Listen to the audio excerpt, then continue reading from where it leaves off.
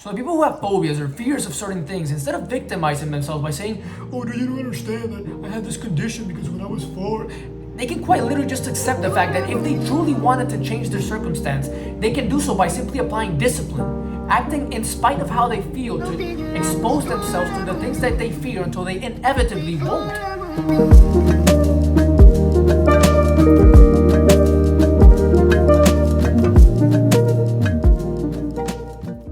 I was watching UFC with my friend the other day, and at the end of the fight, one of the guys had the other in this brutal arm lock, and for some reason, this guy whose arm was locked in, he wouldn't tap out, and you could see the arm fully extended, his bone about to pop any second, and you can hear the commentator saying like, bro, is this guy not gonna tap out? Like, tap out, tap out, tap out. It's about to break. And before I could even see if this guy tapped out, for some reason, this all just made me feel incredibly disturbed. I felt nauseous. I had to stop watching and just lie down on the couch, and start breathing and shit. And my friend, he started getting worried. He said, bro, you okay? He started, putting my feet up in the air, like, hey, bro, let's get blood up in your brain and start breathing and shit. Now, I didn't actually faint, but I was very close to do so. The whole experience in general was traumatizing. In the days that followed, I couldn't help but not picture again, the arm extension and how it made me feel, how disturbed and, the nauseous feeling that I got. It's like when when you watch a gory scene in a movie and it's very, explicit, it's graphical. And this wasn't the first time that I reacted like this to similar situations, to similar graphical content. Now, this time I actually decided to do something about it. I refuse to accept that this will always be my reality, that I'm always going to be vulnerable to reacting like this to graphical content. Why can't I just see the whole thing through like a normal human being without the drama? And I know that I can do so. I know that I can train myself to do so because I've already done this in the past with needles. Needles, blood, this made me feel the exact same way when I was a little kid, disturbed, drowsy. I felt like I was about to faint every time that I had to get my blood drawn. And the method that I used to heal from this, to overcome this, I'm convinced that you can use it to heal from whatever trauma, fear, or phobia that you may have. And so I decided to reapply it and prove it to myself again with this arm break thing. Now, before I explain what I did, the first step is realizing that this fear, phobia, whatever, it's a choice. Your choice. It's not fixed. It's not that, I have this fear of needles because I fainted when I was 5. And therefore I am stuck being like this. No, it's trainable. Like everything, you can work on it. And I will work on it, and you should work on it, because I will not be a slave to this for my entire life. So how I was able to get rid of this fear of needles was by simply creating situations where I was exposed to needles. I scheduled blood checks I didn't really need, just for the sake of the exposure. So one for my general checkup. Then I wanted to check whether I was deficient in any vitamins. Basically, whatever excuse I could come up with to have my blood drawn, I made it. I made my mom schedule, these blood checks for me. And what ended up being was like, I had my blood drawn like 6 times in a span of like 1 to 2 months. And while this might sound a little crazy, it's because I knew that at an intellectual level, there was simply no way in hell that if I did all of this exposure therapy, if I acquired all these repetitions, it would be impossible for the fear to, at the very least, not get reduced. And because I know this, conceptually, if I know what the solutions to my problems are, and I don't act on them, that to me is way crazier. Now, of course, it's hard. We all know intellectually what the answers to our problems are. The difficult thing, the hard task is actually having the courage to go through with it, because we all know that exposure therapy works. The difficult thing is, the emotional aspect of it, the going through with it. Thinking about it the night before, can't sleep. Morning after, driving to the laboratory, anxious as hell.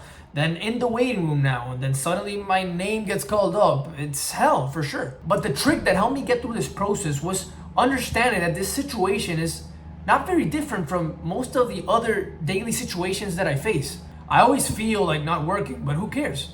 I do so regardless because it's for my greater good. I always feel like not going to the gym or not praying or not whatever, but I do so regardless because it's for my greater good. And now I don't feel like having my blood drawn, but who cares? I will also do so regardless because it's for my greater good. In other words, discipline. Discipline is the only trait that was needed. Acting in spite of what I feel for my greater good, which I'm already doing on a constant basis across other things, is the only thing that I used to overcome this fear. And for some reason, just viewing it as a task, as just another discipline is what allowed me to go through with this exposure therapy that we all know will work. And it did. So I figured if this healing process worked with the needles, why can't it work with the arm break? And so I simply decided to create situations where I was faced with watching the arm break. How? Watching a YouTube replay again and again. Was it hard? Yes. It was so hard that the first time that I searched the video, I couldn't even get past the thumbnail because it already provoked the feelings of passing out. But again, the fact that I knew at an intellectual level and now from prior experience that exposing myself to it was the solution to my problem, and that discipline is the only trait that's required for me to go through the exposure, was enough for me to actually go through with it. So I watched the replay, little by little, gentle. You don't just want to overwhelm yourself. You want to start slow, micro improvements. I make it seem like I'm a badass because I created situations where I was faced with the needles. But bro, the first iteration, the first repetition of where I went in to get my blood drawn, I went in with AirPods and just blasted out music so that I wouldn't even realize while it was happening. Ease yourself through it. Second time, lose the AirPods. Maybe just deep breath and look away. Third time, maybe don't look away this time. Gradual improvements. And then all of a sudden, I find myself watching the whole thing like a normal human being without the drama. UFC fight, same thing. First time, couldn't even get past the thumbnail. Second time, couldn't even press play. Third time, 5 seconds of the video. Fourth time, maybe 10 seconds of the video. And then all of a sudden, I find myself watching the whole video through, the arm lock, like a normal human being without the reaction, without the drama. And every time that I watched it, every repetition, it became less and less provoking, less intense. I did not attach to the feeling anymore. I started to see it objectively, like an arm that's, just breaking, like blood that's just exiting my body now. I don't know, you detach from it. So the people who have phobias or fears of certain things, instead of victimizing themselves by saying, oh, do you don't understand that I had this condition because when I was 4, they can quite literally just accept the fact that if they truly wanted to change their circumstance, they can do so by simply applying discipline, acting in spite of how they feel to expose themselves to the things that they fear until they inevitably won't. I was making my way out of a rooftop bar and there was this whole commotion going on near the exit line because this woman wouldn't go inside the elevator because, oh, you don't understand that I might faint and I might die and I'm gonna take the stairs. And it's so frustrating because I know that the only thing that she needs to do to get rid of her fear of elevators is to get inside the elevator multiple times. Every rep is like a reminder to her brain, oh, I didn't die, oh, I didn't die, oh, I didn't faint, oh, this isn't so scary.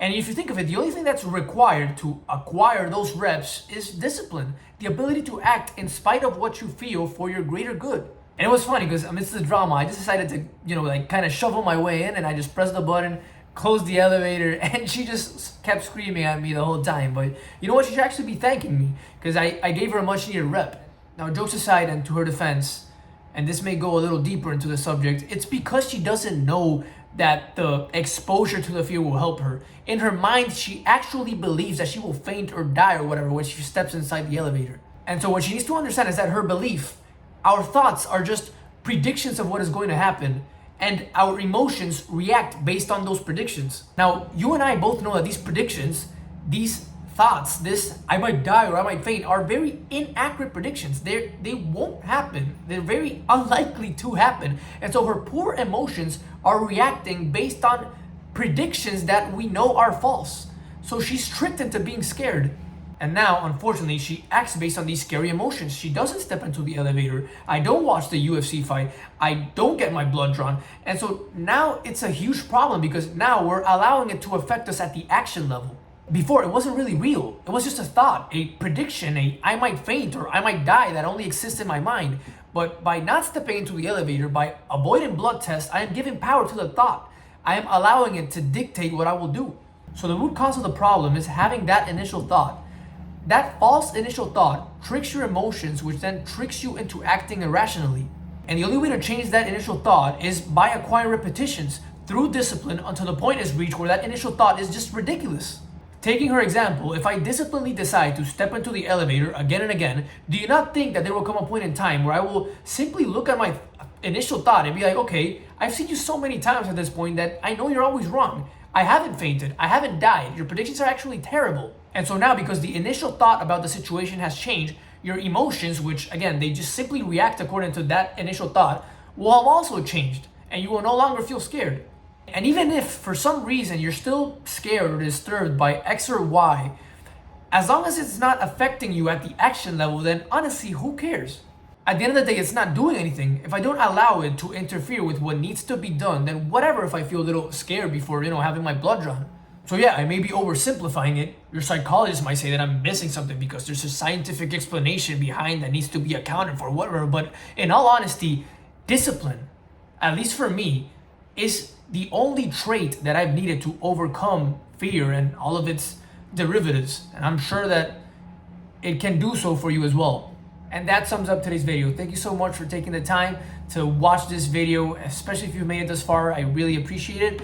I sincerely hope that you took value out of this video and that you enjoyed it. And if you did, please feel free to share with a friend and, click like, support, we'll be here.